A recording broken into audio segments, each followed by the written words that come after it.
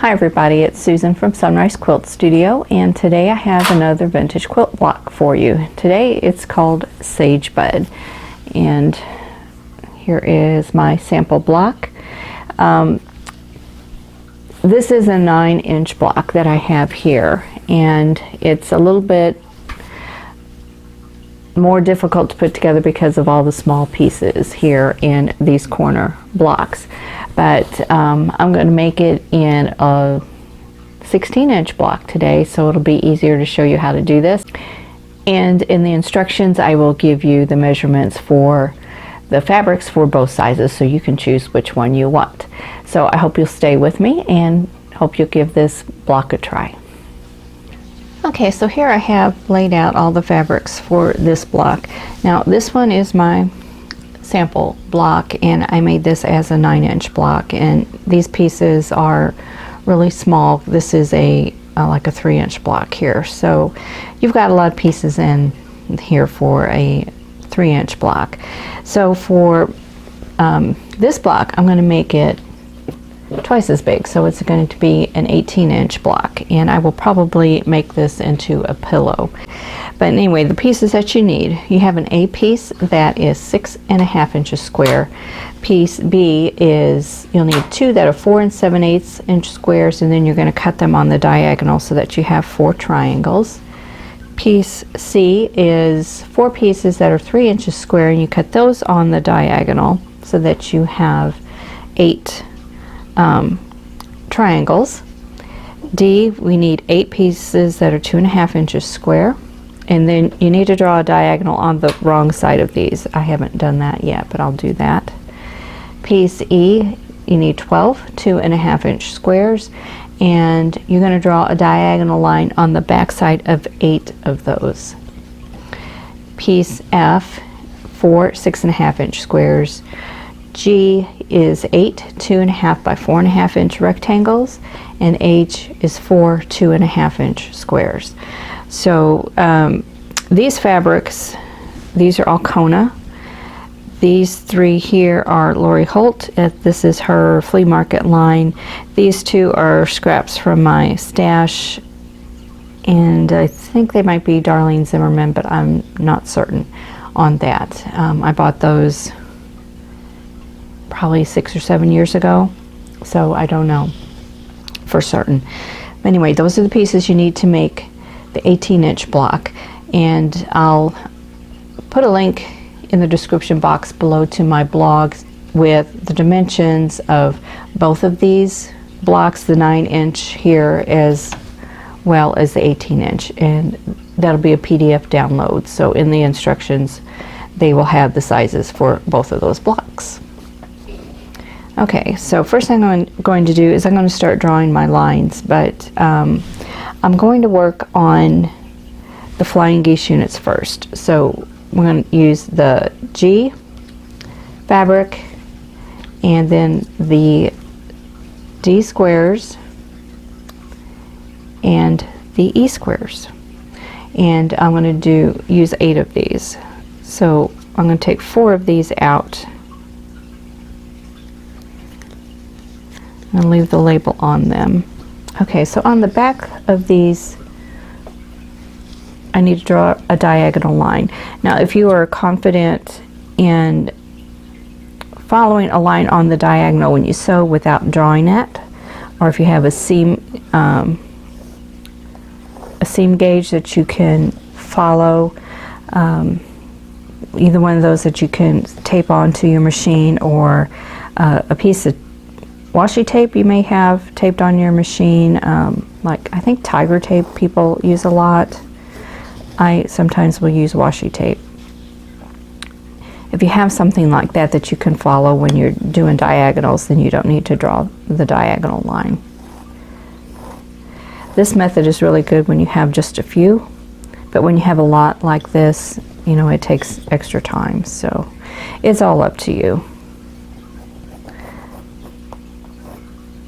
But I will show you both methods. So on these I'm going to go ahead and draw the diagonal line, and then on the blue ones I will have a piece of washi tape on the machine and follow that. Okay, when you look at the sample, you notice the flying geese units. Like here, I have the teal on the left and the blue on the right. On this one, I have the blue on the right and the teal on the left. So I need to make 4 of each orientation. So I'm going to use the red and the blue. So I got 4 of those squares, and then let me get 4 flying geese. So on these 4, I'm going to make the flying geese on the left. So I'm going to put those right sides together and then sew right on the line that I drew.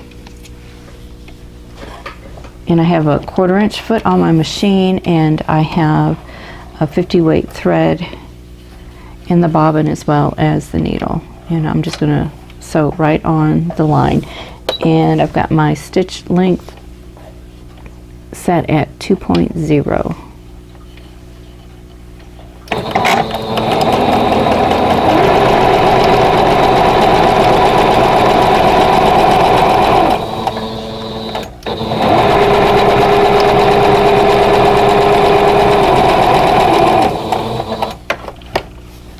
Okay, now I need to get 4 of the blues.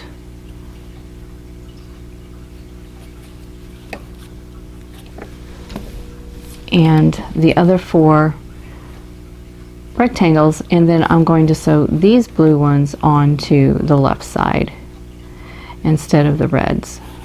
I'm just going to chain piece all of these together, but this time, instead of using the line on the back, drawing a line on the back, I'm going to use a piece of glow line tape. You can also use washi tape. I'm going to line this glow line tape. Now I'm fortunate, I have a mark here for a 1/4 inch, and I'm going to line it up with that.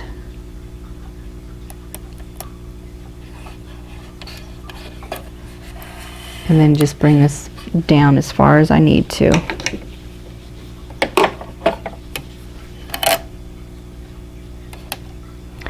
The trick is keeping it perpendicular.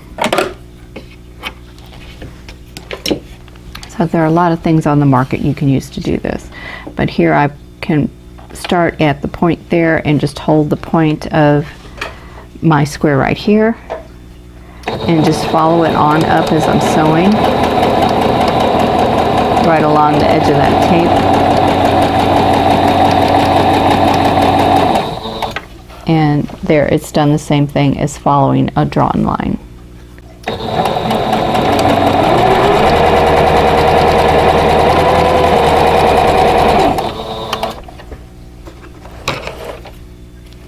Okay, so I want to clip them apart. Okay, so now I need to trim off the outer corner, leaving a 1/4 inch seam allowance. You can use the rotary cutter and mat with a ruler, or you can do it like this and just trim it with your scissors. This doesn't have to be exact because you've already got the seam sewn, and you're not sewing anything to that. You're just cutting back the seam allowance. Okay, now we need to press these open. Okay, so now I have all of these done, and so the ones with the blue, I need to sew a red square on.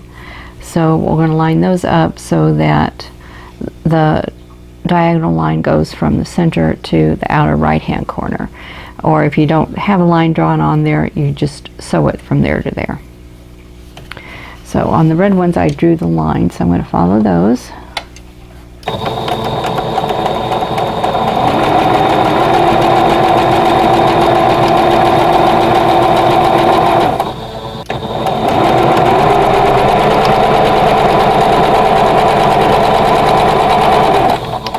Okay, so now I'm down to the red ones, so I want to use the blue triangles for that.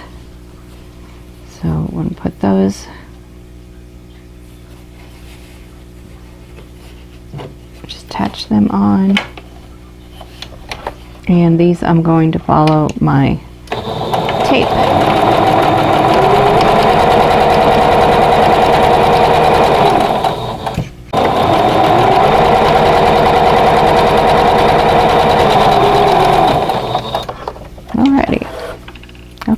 I'm going to cut them apart and then trim and press. So here we have the two colors on the flying geese. So I'm going to press those. So now I have 4 with the red on the left, and then I have 4 with the red on the right. The next thing I want to do is to make this unit here. So this is the 4 E squares that we have left, and then these are the C triangles. So we're going to make just a larger triangle that's like a cat's cradle unit. So we're going to make that. So for the E square,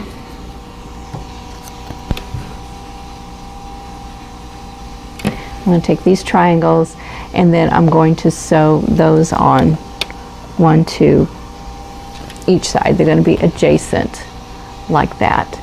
So I'm going to start with the square on the top and then sew down here. So I'm going to do that to all 4 squares.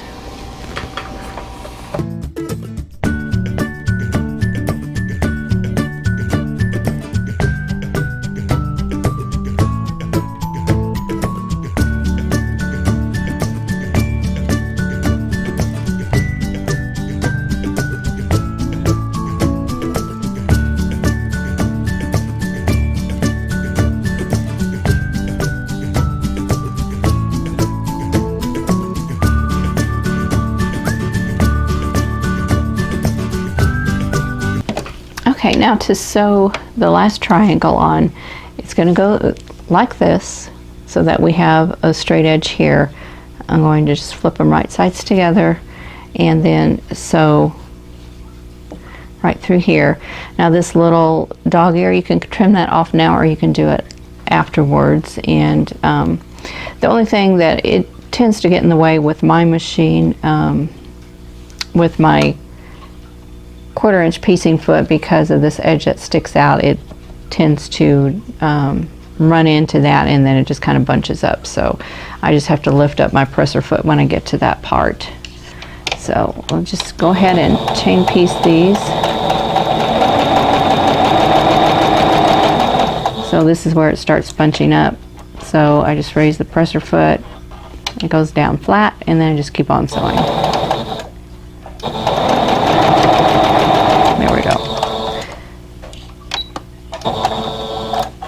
Okay, so I have all 4 of them. I'm going to clip them apart and then press that seam open. Okay, then I'm going to trim these dog ears off. But I need to trim these down to size. Okay, I'm going to use my rotary cutter to trim these because I need to kind of square them up a little bit. I've made the directions are a little bit oversized, the measurements, and that's to make it a little bit more accurate. So I have my 1/4 inch line right at the point of the square right here, and you can see I have just a little extra right there. So I'm going to go ahead and trim that down. I'm using my 45-degree angle here, so that will keep the piece all lined up. So I'm just going to trim off that excess, and I'm going to do that with all 4 pieces. So it doesn't matter that the dog ears are there because I'm trimming them off anyway. So I'm going to go ahead and do that. Do this to all 4 pieces, lining up this edge on the 45-degree and then my 1/4 inch seam allowance right there.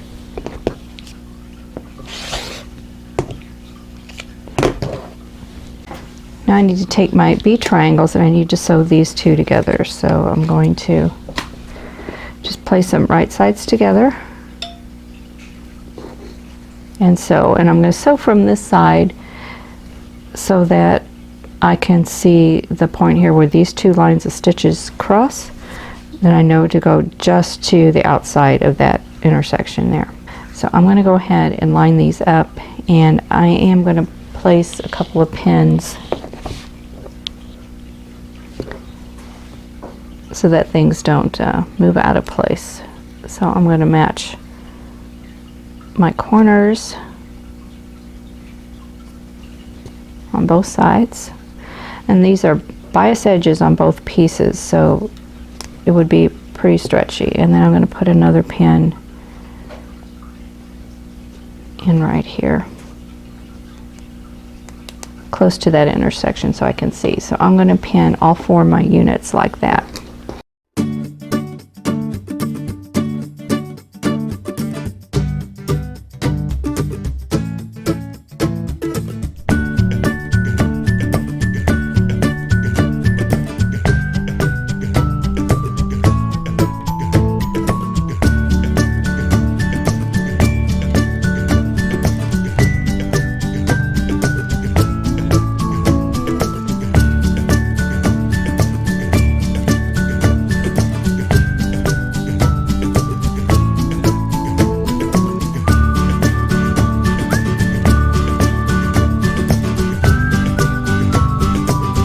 So I'm going to clip them apart.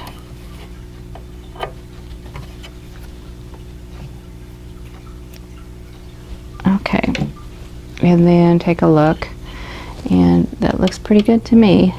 So I want to be able to see the tip of that point right there, and that looks good. So I'm going to check all of them. So we're doing okay. So now it's time to press open, and we're going to press towards the larger triangle. So I'm just going to lay them down.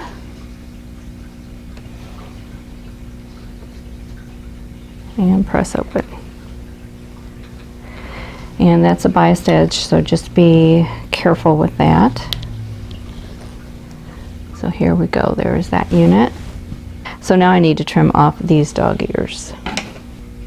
Okay, now I need to finish out these units. What I have right here is this section there.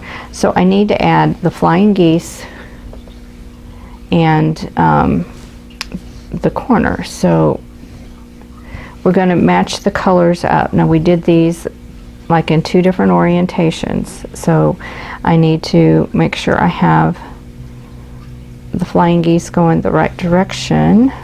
Should be like this.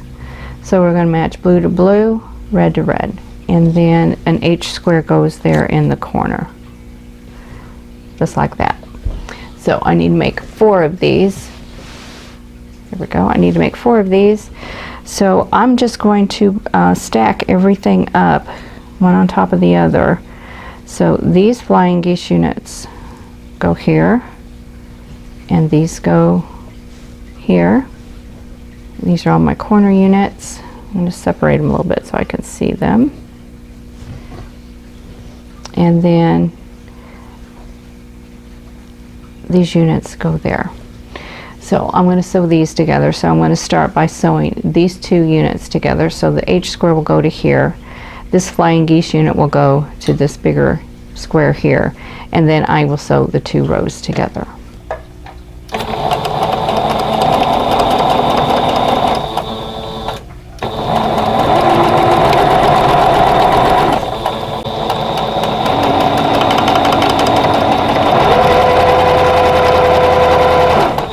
Okay, now for these 2 units, I have a point here that needs to match up with this seam. So I'm going to line those up.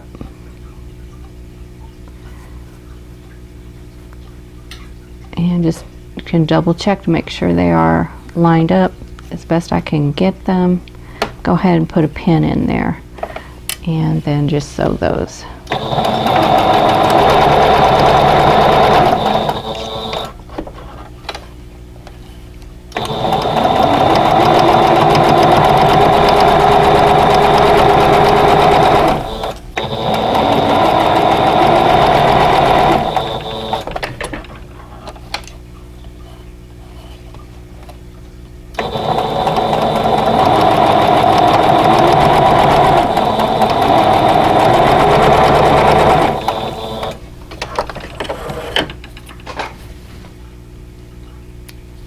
Okay, I'm going to clip these apart.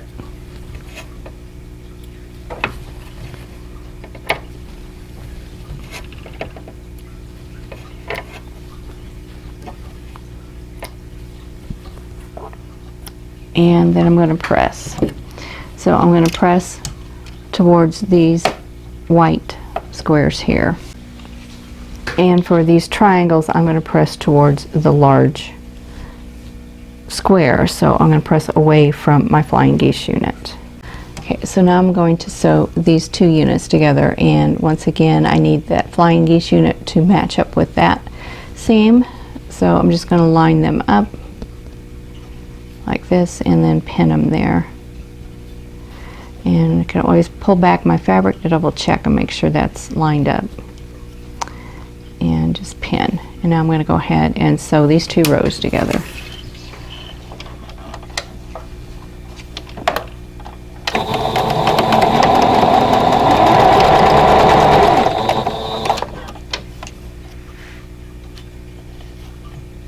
And then I have this seam here that I want to have it all interlocked so it's all nesting together.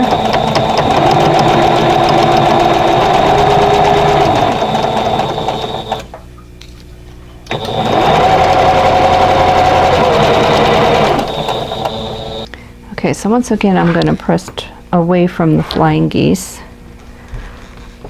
unit. And you can press open or you can press the other way if you want to. It's all up to you. Okay, so now I'm ready to lay out the block. So I need my A and F squares. Okay, so here's my center, and then my white squares will go on each side, and then the flying geese, and then the flower blocks are going to go in the corners. So they're going to go like this. So that kind of gives you an idea. So I'm just going to sew them into rows, and then I will sew the rows together. So I'm going to go ahead and start here and just sew this row.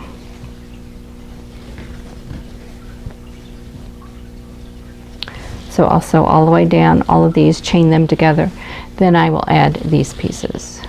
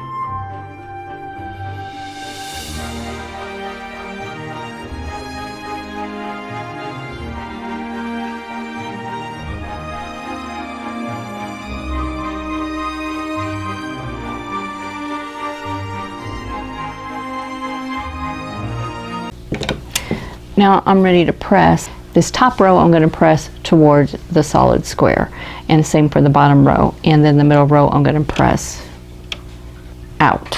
So the seams will nest then. Okay, now I need to sew the rows together. So I'm going to match up my seams.